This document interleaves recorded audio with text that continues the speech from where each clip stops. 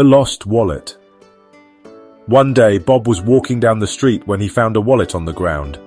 He opened it and saw that it was filled with money and identification. Just as he was about to turn it into the police, a police officer approached him and asked if he had found a wallet. Bob replied, "Yes, I did." The police officer asked how much money was in it. Bob thought for a moment and said, "Well, there was some cash, but I didn't count it." The police officer was suspicious and said, "Can you describe the wallet?" Bob grinned and said, "It's black, rectangular, and has Bad Mother Wallet written on it." The police officer couldn't help but burst into laughter, ha ha ha, realizing that Bob had found his own lost wallet.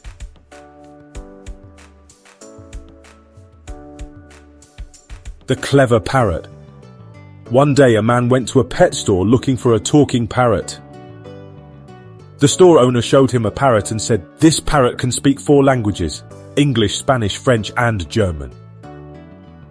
The man was impressed and asked the parrot, "Can you speak English?" The parrot replied, "Yes, I can." The man then asked, "Can you speak Spanish?"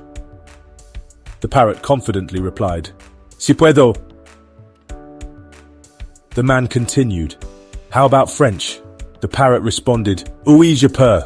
The man was amazed and asked, "And German?" The parrot thought for a moment and then said, "I can speak German, but only when I have a sore throat." The witty barber. A man went to a barber shop and sat in a chair for a haircut. The barber asked, "How would you like your haircut, sir?" The man replied in silence. The barber was confused but proceeded to give the man a haircut without talking.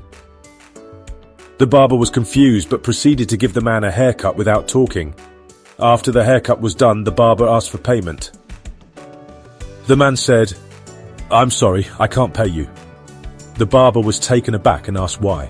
The man replied, "Because you didn't say anything during the haircut, and your job is to make conversation." The witty barber replied with a smile, "Sir, I'm a barber, not a ventriloquist." The confused tourist. A tourist was visiting a foreign country and wanted to buy some souvenirs. He went into a shop and pointed at a hat, saying, "How much?" The shopkeeper didn't understand English, so he replied in his native language, "No foi." The tourist thought that was the price and paid for the hat. He then pointed at a shirt and asked, "How much?" The shopkeeper again replied, "No foi," and the tourist paid for the shirt. This went on with several more items. As the tourist was leaving the shop, he said, "Thank you," to which the shopkeeper replied, "You're welcome." The tourist was puzzled and said, "Wait, I thought the price was no foi." The shopkeeper chuckled and explained, No foi means I don't know in my language. You've been paying for things without haggling." The tourist laughed at his mistake and thanked the shopkeeper for his honesty. The smart grandma. One day Timmy was trying to solve a math problem at the kitchen table, but he was struggling. He called out to his grandma, "Grandma, can you help me with this math problem? It's really hard." His grandma walked over, looked at the problem, and then picked up the pencil and paper. She quickly solved the problem and showed Timmy the answer. Timmy was amazed and asked, "Wow, Grandma, how did you do that? You're so smart." His grandma replied with a smile, "Well, Timmy, back in my day we didn't have calculators or computers. We had to do math in our heads and on paper, and I've been doing it for a long time."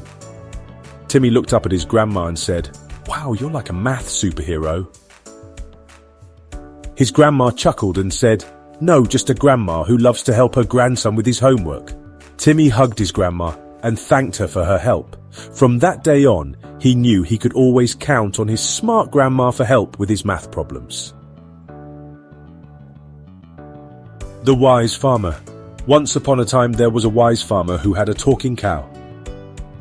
One day the cow walked up to the farmer and said, "I think I'm a horse. Can you buy me a saddle so I can be ridden like a horse?"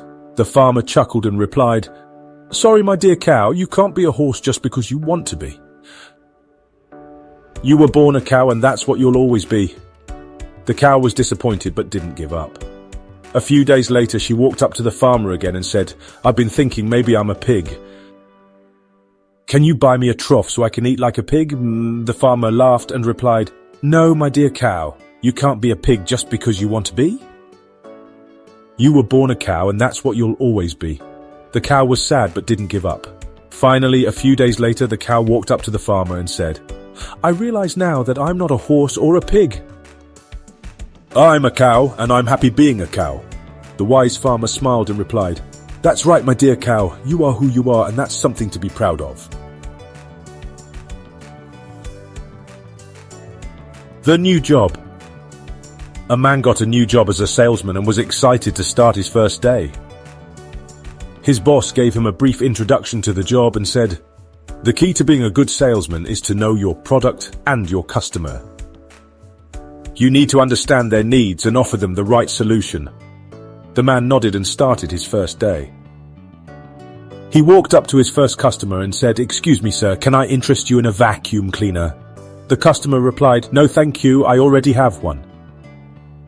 The man persisted and said, But sir, this vacuum cleaner is the best on the market. It can clean anything.